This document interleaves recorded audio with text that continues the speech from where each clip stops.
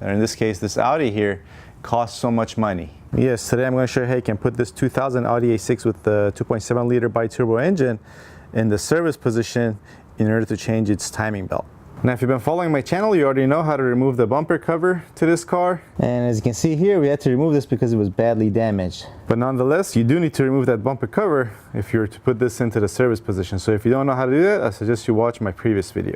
Now as you can see, we also removed the left side fender because again, it was badly damaged due to an accident. But in order to put this car into the service position, you do not need to remove your fender. All you need to remove first is your front bumper cover. Now there is a chance that I may not need to do a timing belt on this car because the timing belt replacement interval for these 2.7 liters and also the 2.8 liter naturally aspirated engines on these Audis is 105,000 miles according to the manufacturer. And back when I used to work really hard and not very smart, I used to buy a lot of the Passats and Audis with these 2.8 liter engines with the snapped timing belts, replace the head and then resell the cars. And interestingly enough, all the cars that I bought with a snapped or broken timing belt, the timing belt had broken at about 125,000 miles, give or take a few thousand miles. Now, interestingly enough, the mileage on our project car is exactly 127,404 miles. So the timing belt on this car was either replaced on time or it's just about to break and needs to be replaced immediately. Now, one thing that's making me think that the timing belt on this car has been replaced is that, the drive belt, which you guys cannot see, but it's underneath this tube, looks in pretty good shape. And the way to replace the drive bolts on these cars, again, you have to put this in the service position. And if you're going to go through all of that, there's a high probability that you also replace the timing belt and hopefully the water pump and all the tensioners and the rollers. But again, since this is my project car and I plan to modify this car and make it a lot more faster, it's very important that I make sure that the timing belt, but more importantly, the timing belt tensioner, the rollers, and the rolling tensioner have been replaced. So that's why we're going to put this in the service position and take a close look at our timing belt and all its components. So to start off, I'm going to remove these plastic air ducts that are in front of our air intercoolers, like that. These are the pins on the bottom and up top that you need to clear. And the same thing on this side. All right, next up top, we're going to remove these two screws and then remove this air intake bracket from our lock carrier.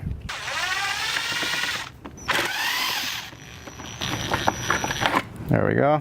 By the way, if you see any tools or products I use in this video that pique your interest, I'll put links to where you can find them down below in the description box, so don't be afraid to click on them and check them out. And next we can remove the rest of this so that it's out of our way as well.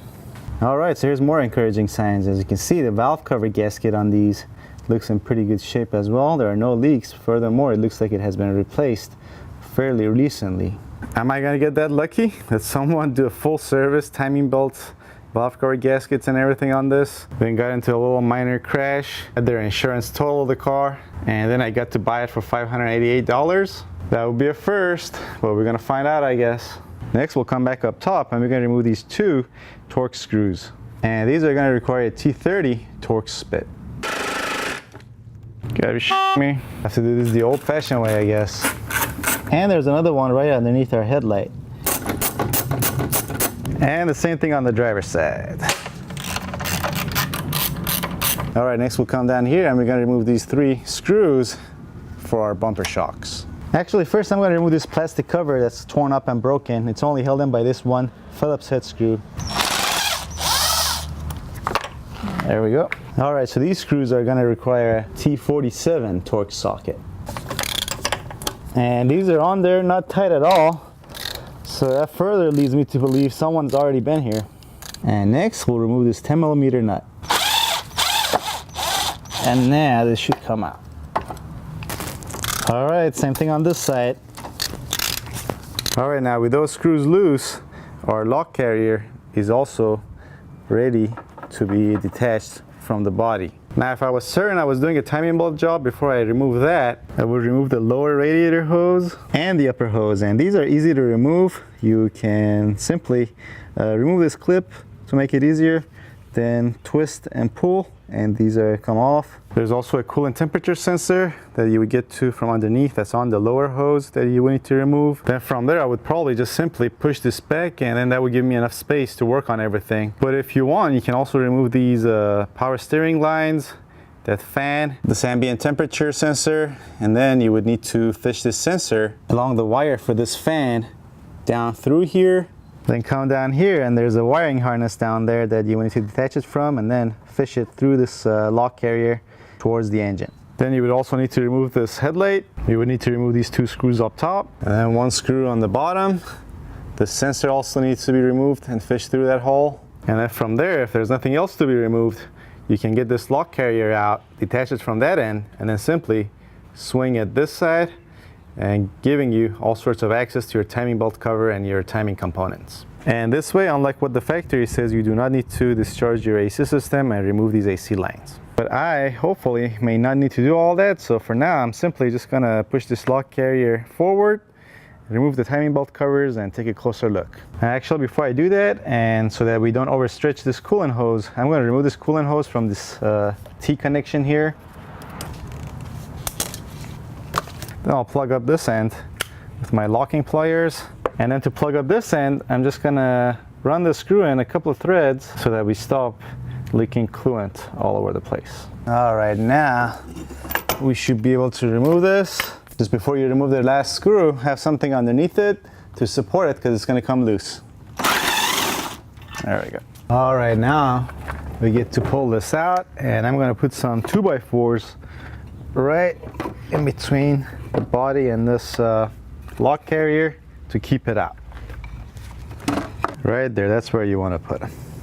All right, so here's a close look at our serpentine belt. As you can see, still in pretty good shape. No sign of any dry rotting or damage or excessive wear. But the tensioner itself doesn't look new, so maybe they didn't replace that, but we'll see, I guess. All right, next we'll remove this engine cover. There's only 2 plastic screws that are holding in. This comes off like that.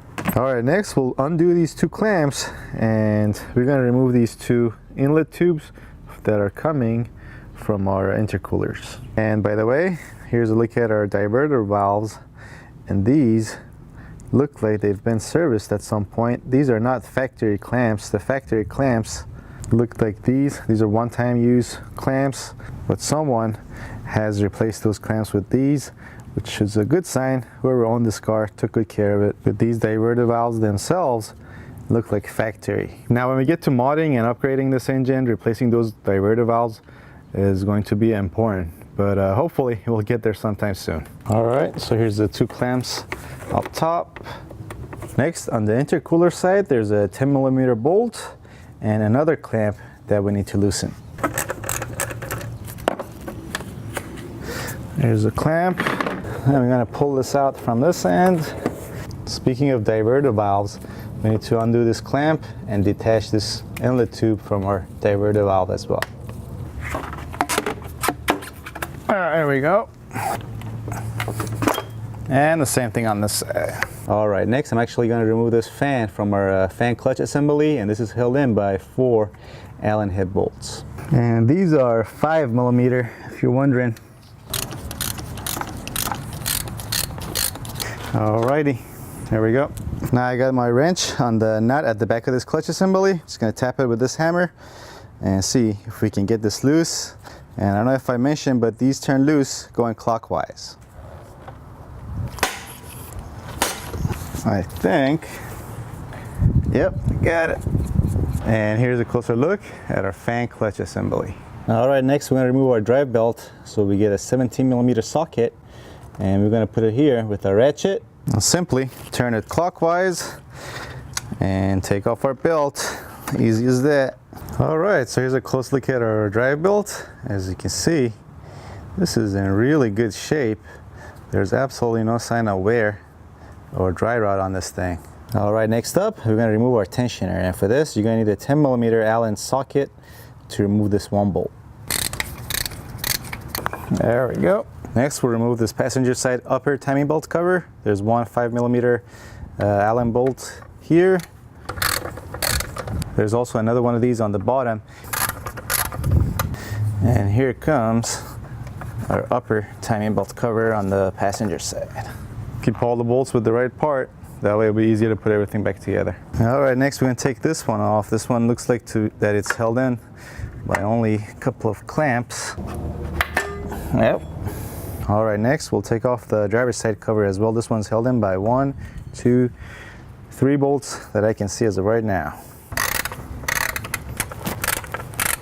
All right, looks like we're gonna need to remove this power steering pump pulley as well. This one's held in by 3 Allen bolts, and these are gonna be 6mm. All right, so here's the moment we've all been waiting for, close inspection of our timing belt. So first glance, I see these markings on the pulley and the belt. This timing belt has obviously been replaced, but it has not been replaced at the dealership. There's a timing tool that goes in between here that makes using timing marks and stuff unnecessary. The water pump and its pulley look good. That's obviously been replaced. The belt itself also looks okay, but it does not look like it has been replaced in the last few thousand miles. All right, next I'm gonna turn the crankshaft clockwise and look for the markings on the back of this timing belt, see how badly worn they are.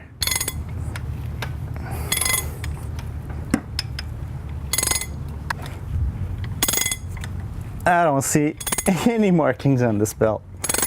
Okay, actually I suppose the only markings on this belt would only go here. So looking at this and also looking at this driver's side camshaft, it looks like there's some evidence of an oil leak from around the camshaft seal, to a lesser extent on the passenger side. Also, this tensioning roller is not the original tensioner, as in this is not 127,000 miles old, but it doesn't look to be only 10 or 15,000 miles old either. Also, upon further Googling and research, it looks like I was wrong, and the timing belt replacement interval has been updated from 105,000 miles to 75,000 miles. And I guess that makes sense. You know, the newer the cars were back when I was working on these a lot, you know, less of a chance of the belts wearing out prematurely due to, you know, just simply being exposed to the environment, you know, the different temperatures between summer and winter and whatnot. So it made sense that, you know, you could replace them after, you know, up until 105,000 miles. But the older they get, even if they haven't reached 105,000 miles, just simply going through all the different heat cycles, you know, they wear out, and you should replace them before they get to 75,000 miles. So in so many words, the verdict is in. We're going to replace the timing belts, the tensioner, the tensioning roller, and all the camshaft and crankshaft seals. I may not replace the water pump, but I'll inspect it more closely when we open everything up. But we're going to save the timing belt replacement procedure for a separate video, because this video is getting too long, plus I got to go buy all the different parts and get them all set and ready. But nonetheless, in this video, I guess it's pretty evident why working on Audis or maintaining Audis is so expensive. As you just saw, just to simply get to the timing belt, we have to do so much work. Now, if your alternator goes bad, it's the same amount of work. If you have to replace your drive belt tensioner, your AC compressor, your fan clutch assembly, any of those things goes bad, you have to go through all what we just went through just to get this out, to get enough space to replace those things. But on the plus side, if you know how to work on them yourself, they're excellent cars. They're really fun to drive, very comfortable handling, and overall a great experience when you're driving one of these around. Also, a couple of you mentioned that I look very tired in my videos. I think you'll be interested to know whose fault it is. Beavis and Butthead, come on, come here, show your face. It's all Beavis's fault. She does not sleep, doesn't let me sleep, plus she pees and poops all over the place. And Butthead just beats up on her. And she fucking barks. And she chews on stuff. She breaks stuff. She breaks into things. She jumps over things. She knocks down things. She drools all over the place. And if she keeps this up, pretty soon she's gonna get tied to a pole on the corner. All right, that's it. So up until the next video, I suggest you watch these videos, of which I put links to on this side of the screen. There will also be links down below in the description box as well. All right, thanks for watching. I'll see you guys next time.